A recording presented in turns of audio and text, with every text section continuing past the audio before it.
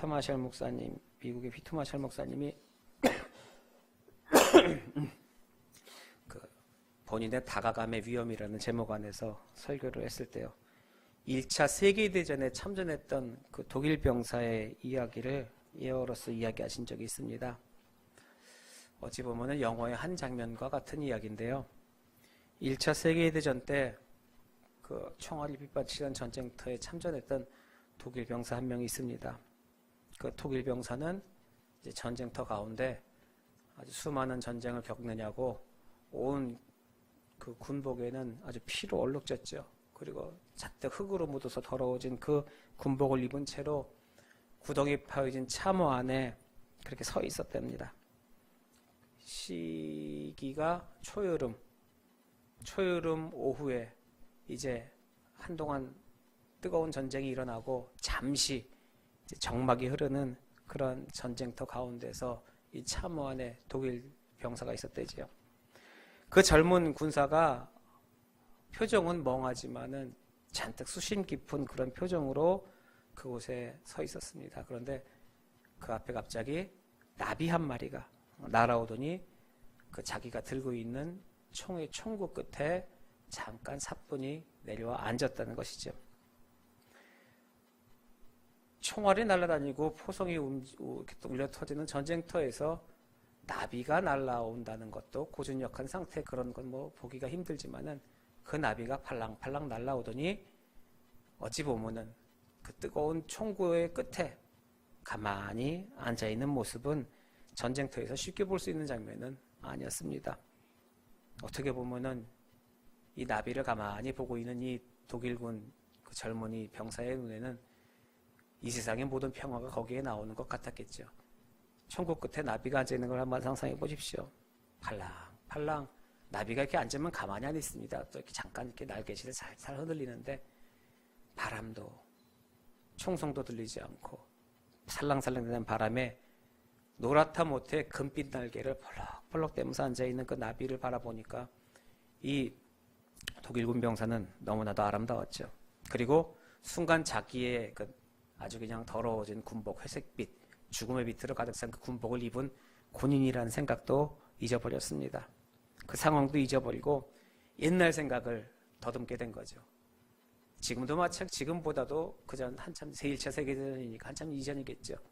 독일이든 유럽이든 그 자신의 어린 시절로 돌아간 겁니다. 어릴 때 반바지 차림에 그 막 들풀이 우거지고 네잎클로바를 따로 뛰어다니던 그 자신의 어린 시절, 맨발로 좋다고 그 풀숲을 뛰어다니면서 나비를 쫓고 꽃을 쫓던 그 어린 시절, 그 상황이 문득 생각이 난 겁니다.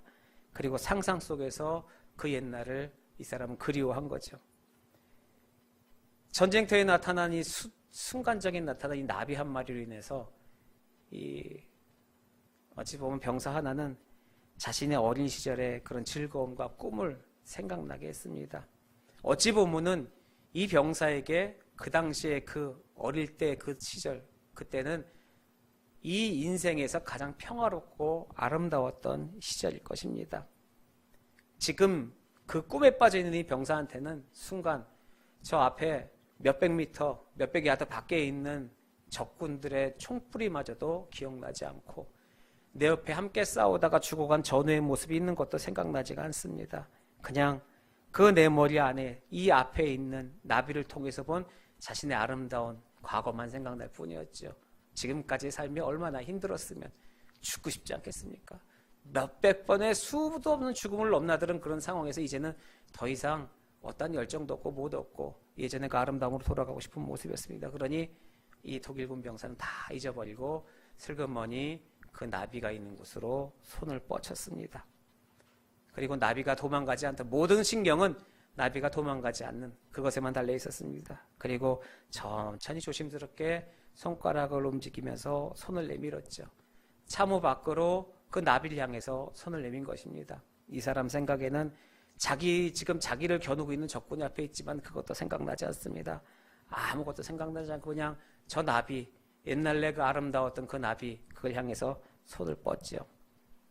거의 손이 나비의 날개에 다 닿으려는 순간에 한 발의 총성이 울립니다.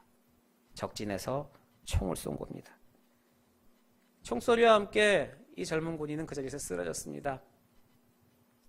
그냥 땅에서 완전히 쓰러져 버린 거죠. 이 군인에게만은 그 순간 그 전쟁은 끝났습니다. 이런 설교를 하시면서 말씀이 무엇이었냐면, 모든 세상 사람들은 아직도 전쟁을 하고 있지만 이 군인에게만은 전쟁이 끝났다는 것이죠. 이 군인의 마지막 마음과 돌아가고 싶은 곳은 바로 그 평화로웠던 그것일 것입니다. 사람들이 인생을 살아온 시간을 쭉 돌아보면요, 어떻게 보면은 아름답고 정교한 모습인 것 같기도 합니다. 하지만 우리들이 어떠한 아름다움이나 아니면 우리들의 어떤 평안함을 향하여서 달려가려고 노력하고 손을 뻗을 때마다 위험과 어려움이 도사리고 있다는 것을 이 이야기로 표현해주고 있으십니다. 아름다운 것을 향해 손을 뻗는다는 것, 내가 원하고 내 평강과 평안을 위해서 손을 뻗는다는 것, 어찌 보면은 지금 이 시대를 살아가는 우리들에게는 아마 이것이 예배가 아닐까 생각을 합니다. 하나님의 나라의 아름다움을 향하여서 우리가 손을 뻗는 것들, 우리가 그분의 영광을 향하여서 조금 더 우리가 다가가려고 노력하는 그런 모든 것들이 예배의 모습입니다. 왜 우리가 예배를 갈망하고 예배의 자리에 나오십니까? 이 젊은 병사가 자신의 아름다웠던 시절을 되돌리는 것처럼 우리의 아름다운 시절로 돌아가기 위해서입니까? 어찌 보면 비슷한 것 같지만 전혀 다른 부분이죠.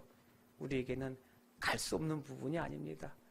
하나님께서 허락하신 그 아름다움을 향하여서, 또 주님께서 허락하신 그 고귀한 예배를 향하여서 나오는 이 자리가 과연 우리에겐 어떤 존재의 자리냐 하는 것이죠. 그냥 단순한 어떤 의식적인 자리인지, 아니면은 이 세상의 모든 것을 상관하지 않고 포기하고라도 내가 꼭 부여잡고 내가 꼭 지켜야 하는 것이 그 예배인지 말이죠. 오늘 말씀은 예배에 대하여서 우리가 한번 생각해 보기를 바라는 하나님의 마음을 전해주고 있습니다. 예배라고 하는 것은 구별된 시간이 있어야 합니다. 우리의 모든 삶이 예배라고 이야기를 합니다. 맞습니다. 우리의 모든 행동과 모든 삶이 하나님을 예배하는 예배자의 삶을 살아야 합니다. 하지만 오늘 말씀을 한번 보겠습니다. 오늘 말씀에 제자들은 예배하기 위하여서 일주일 중에 제일 첫날에 모였습니다. 이것도 우리가 한번 생각해 봐야 할 문제입니다. 그들이 만나서 예배했던 날은요, 마지막 날이었던 일곱째 날이 안식일이 아니었습니다. 첫째 날이었습니다. 이 제자들에게는 첫째 날이 곧 주님의 날이었습니다. 그리스도인들은 주의 첫째 날, 주님의 날에 하나님을 예배합니다. 일곱째 날 안식일은 천지창조를 기념하는 그런 날이었죠. 그러나 한 주일의 첫째 날은 새로운 창조, 곧 부활을 기리는 날입니다. 주님의 날인 것이죠. 그리고 그 첫 번째 날을 특별하게 구별하여서 하나님을 예배하고 주님의 그런 귀한 뜻을 예배하는 그런 예배한 시간으로 만들어내는 겁니다. 일주일 동안의 우리들의 삶에 가장 귀한 첫 번째 날이라고 할 수 있죠. 제일 시작하는 첫 번째입니다. 무엇을 시작하든 간에 우리 항상 기도로 시작하고 기도로 마무리한다고 얘기하지만은 그 기도로 시작하는 것이 무엇이겠습니까? 어떠한 형식적인 부분을 보여주는 것이 아니라 무엇이든지 우리네 인생의 최초는 주님의 것이라는 것이죠. 그것으로 우리의 모든 것이 주님의 것입니다라는 것을 인정하는 그런 첫 발걸음이 된다는 겁니다. 제자들도 첫째 날 주님을 모여서 주님을 예배했습니다. 안식이었던 마지막이 아닌 거죠. 우리가 예배하는 시간을 또 잡아놓는 이유가 있습니다. 꼭 시간을 정해서 예배를 해야 되는, 그 구별된 시간을 꼭 가져야 하는 이유가 있지요. 첫 번째는 우리는 무슨 일을 하기 위해서 일정 잡아놓지 않으면 그것대로 하지 못하는 경우가 너무나도 많기 때문이죠. 작정을 해야 하는 것입니다. 하나님 앞에 내가 헌신하기로 작정을 했으면 그대로 지켜야 하는 부분이 있는 것이죠. 가끔 헷갈려 할 때가 있습니다. 무엇이냐면은 우리 젊은 청년들하고 얘기를 하다 보면 이제 11조에 대한 개념과 하나님께 감사하는 마음에 대한 개념입니다. 내가 수입이 생기고 아니면 어떤 부분에서 하나님께 감사하고 내가 주님께 헌신하는 마음이 내가 갖고 있는 부분에서 남는 부분을 헌신하는 것이 아니라는 것이죠. 내가 먼저 무엇이 생겼을 때 하나님을 먼저 생각해서 주님의 것을 먼저 띄워놓는 부분이라는 것은 내가 삶에서 어느 정도 소비를 한 다음에 낳는 부분이 아니라 내가 사는 부분은 관여치 않습니다. 왜요? 하나님, 내가 모든 것에 대해서는 하나님께서 주신 것으로 살아가는 것을 내가 인정합니다. 그러니 하나님 것 내어드리고 나머지 모자라는 것은 내가 모자라는 것이죠. 내가 살아가는 것과 내가 있는 여건들을 먼저 다 해놓고 그리고 남는 것에서 하나님 걸 내어드리는 것은 이것은 하나님을 위한 헌신이 아니라 하나님을 적선하는 행위나 마찬가지인 거랍니다. 물질뿐만이 아니라 시간도 마찬가지고 예배도 마찬가지인 것이죠. 하나님을 위한 예배하는 것이 일주일에 몇 번이 정해져 있습니까? 1년에 몇 번이 정해져 있습니까? 정해진 것이 아니라 어찌 보면 우리의 삶은 예배의 삶을 살아가야 한다는 것입니다. 그런데 평생 동안 우리가 매일매일 예배만 하면 살아갔으면 좋겠는데 그렇게 살지는 못하지요. 그래서 우리가 하나님 앞에 구별된 시간을 정해놓습니다. 하나님, 적어도 내가 매일매일 평생을 예배하지만은 내가 이렇게 하나님을 위해서 꼭 이 시간을 가지고 주님께 예배하고 경배하고 하는 시간을 갖겠습니다. 라고 먼저 내 결심과 약속을 했으면은 그것을 먼저 놓고 지켜야 하는 순서대로 지켜야 한다는 것이죠. 그래서 구별된 예배 시간이 필요합니다. 꼭 공적인 예배가 필요합니까? 공적인 예배와 사적인 예배가 있습니까? 라고 물어보시는 분들이 가끔 있는데 공적인 예배는 우리 인생 속에서 적어도 하나만큼 하나님께 약속하고 지켜놓을 수 있는 예배의 약속을 하자는 그런 하나님과의 약속이지 목사와의 약속도 아니고 성도들 간의 약속도 아닙니다. 하나님과 약속을 하는 부분입니다. 그러니 어떤 시기든지 하나님과의 예배의 약속은 지켜놓고 그리고 그거대로 우리가 지켜나가야 한다는 것이죠.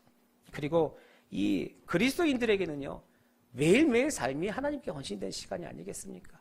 하나님 앞에 예배하는 삶을 거룩한 삶을 살아야 됩니다.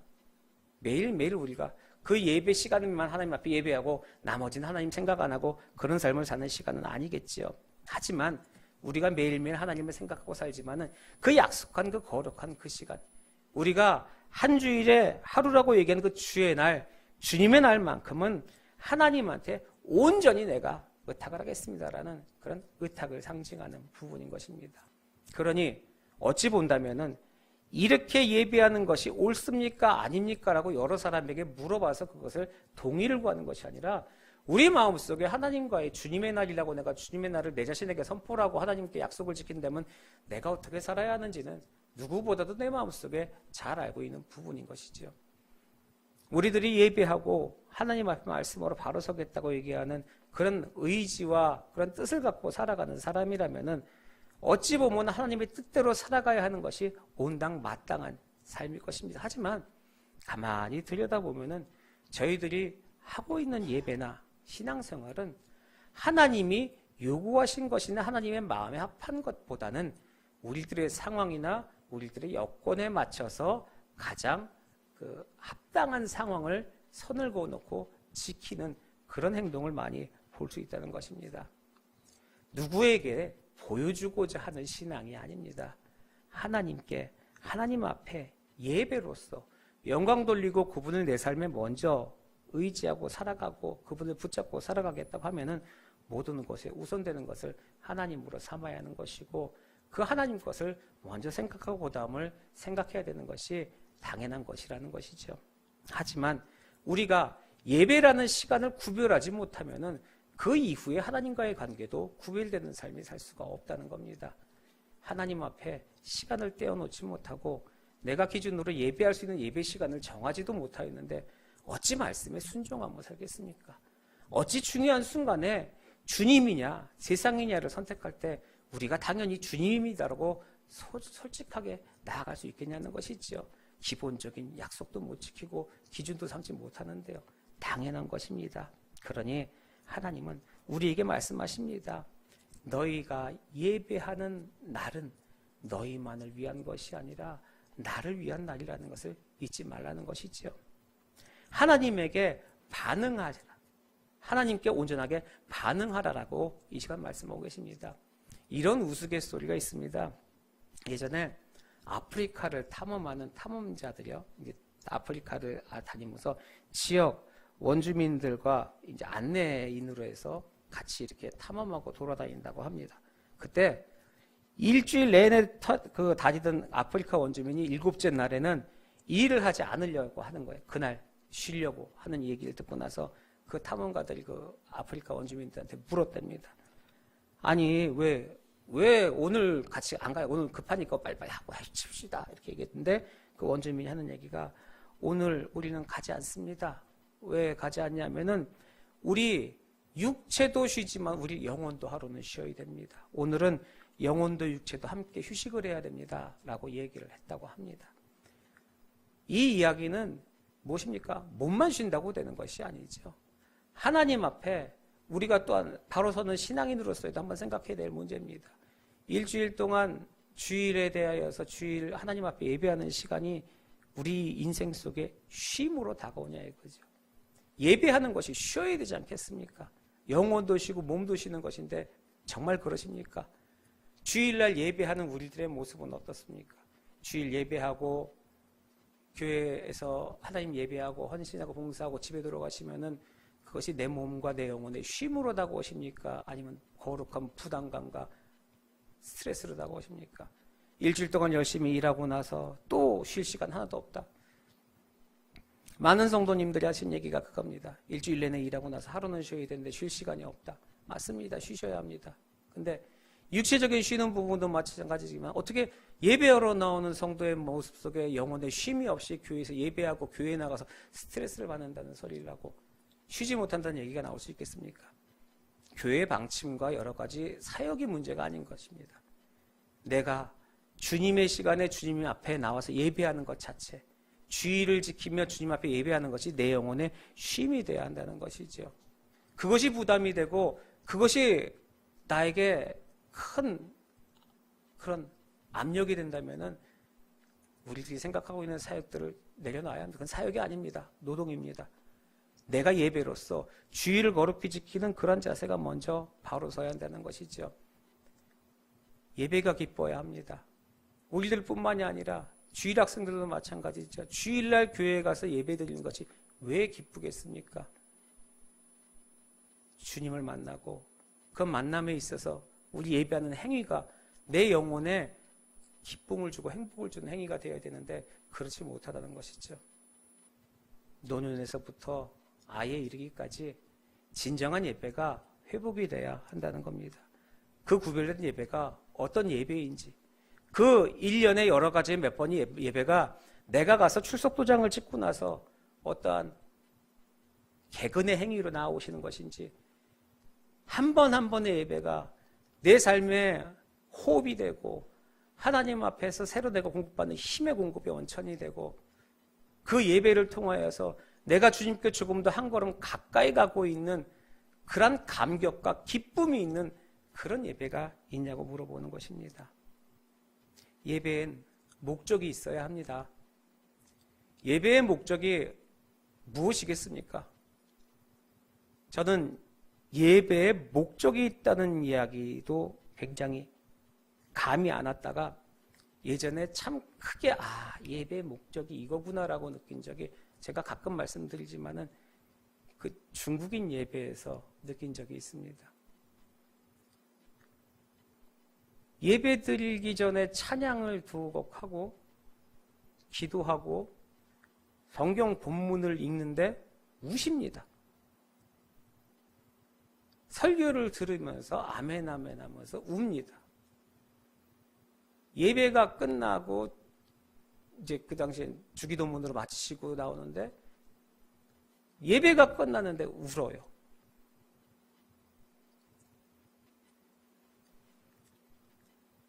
물어보질 못할 정도로 무한하게 웃어서 나중에 이제 장인환 전도사님한테 여쭤봤습니다. 많이 우시네요. 그랬더니 장인환 전도사님이 그 얘기를 하시더라고요. 너무너무 행복하다라고 얘기한다.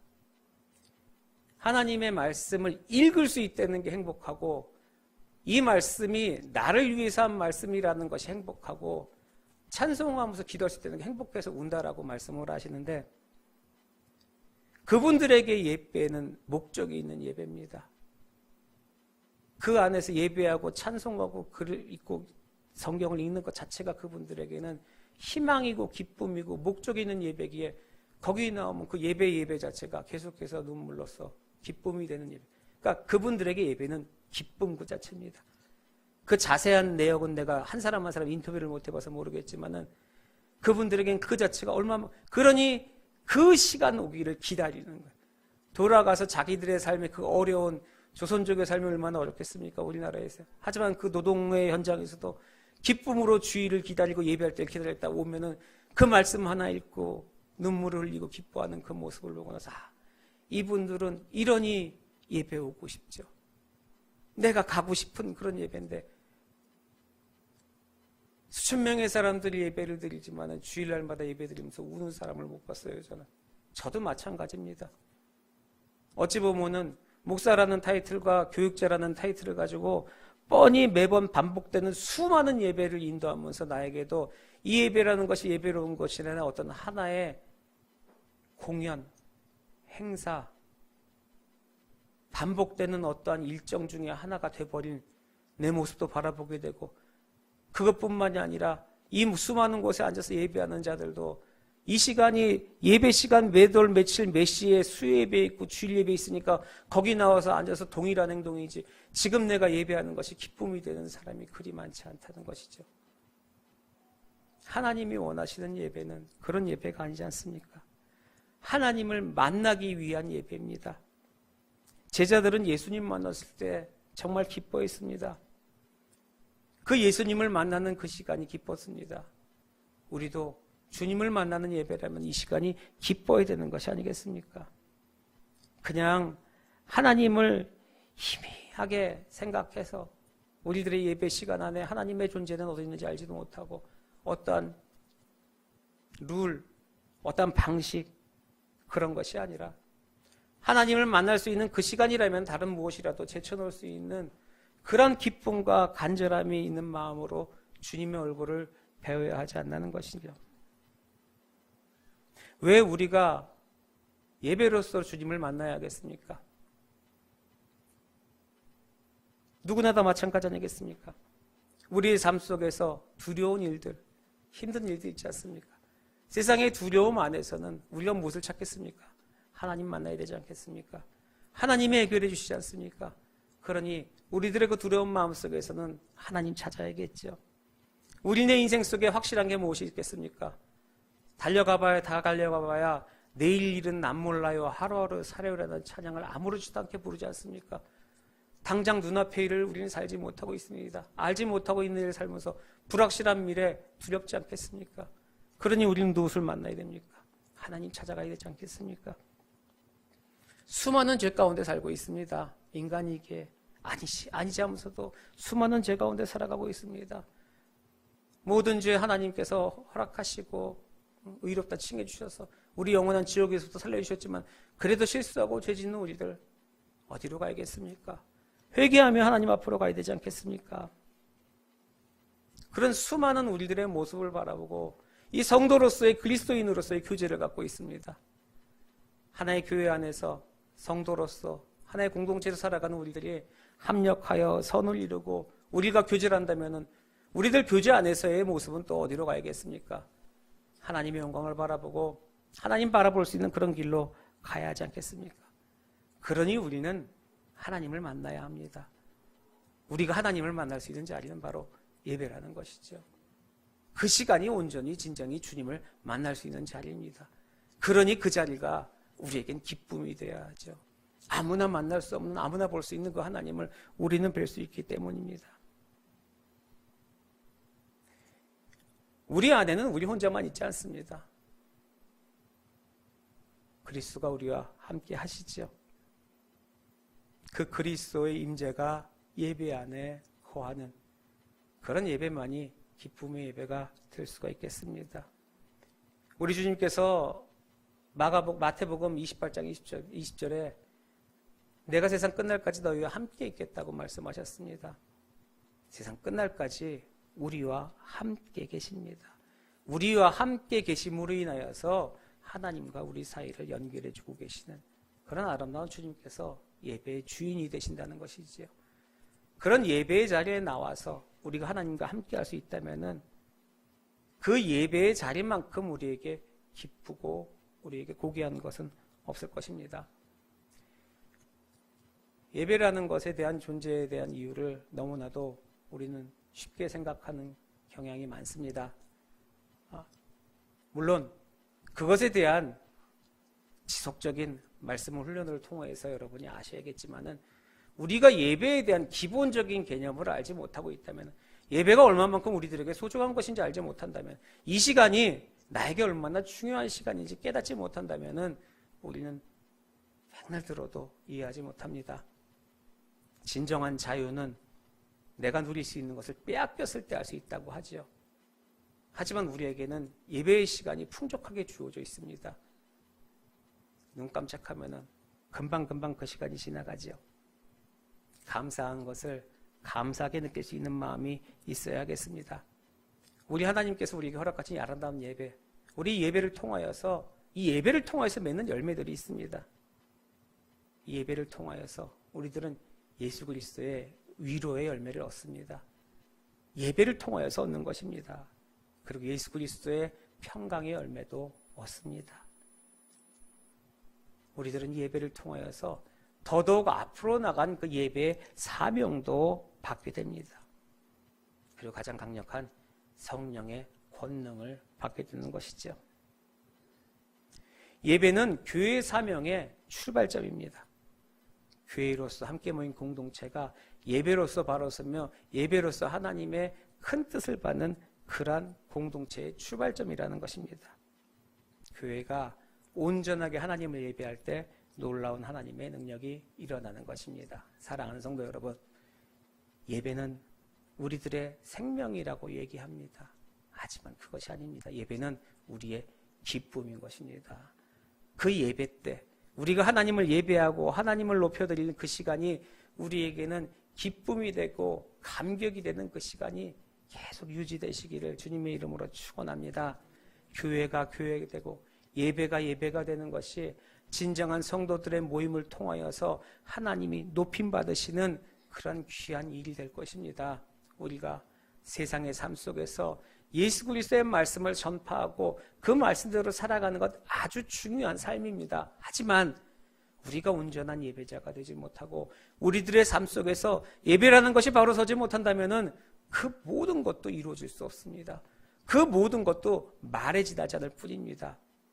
내 앞에 예배자로서 하나님께 기쁨의 자리에 눈물로서 설 수 있는 그런 아름다운 신앙을 다시 한번 회복할 수 있도록 우리가 하나님 앞에 말씀으로 더더 가까이 나아가고 하나님의 그 고귀한 은혜를 다시 한번 곱씹으면서 내가 누릴 것을 누리고 있는 것이 아니라 하나님이 주시는 정말 크신 은혜이기 때문에 내가 이곳에서 이 귀한 것을 누리고 살아갑니다. 주님의 귀한 예배를 할 수 있도록 나에게 허락하신 그 은혜가 너무나도 감사합니다라고 고백할 수 있는 그런 은혜의 성도님들 되시기를 주님의 이름으로 축원합니다.